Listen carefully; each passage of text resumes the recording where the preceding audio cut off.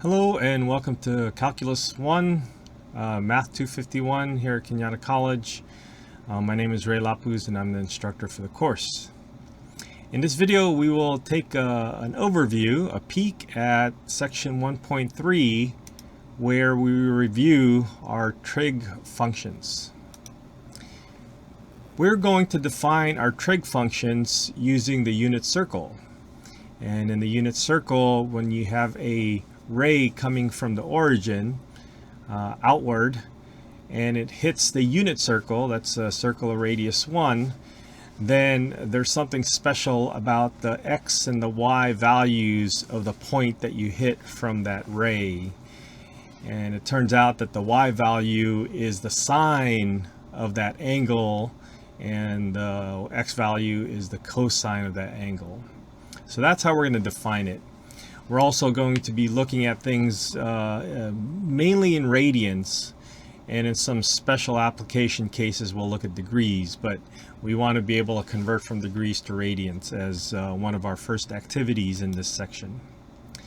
Once we have that, what we want to do is we want to try to establish some of the values, some of the basic values for the trig functions. And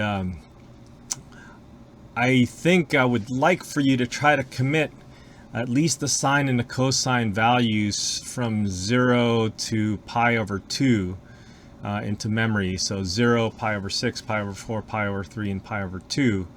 And the sine and the cosine functions. And then from there you can derive the tangent, which is simply the sine divided by the cosine functions. So if you can find a way to commit that into memory, that would be great. And just so you can go faster when you do these calculations.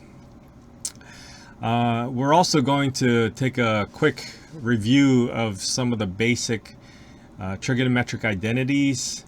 The Pythagorean identities are really important. The reciprocal identities are something that's kind of based off the definition of the other trig functions, the 6 trig functions.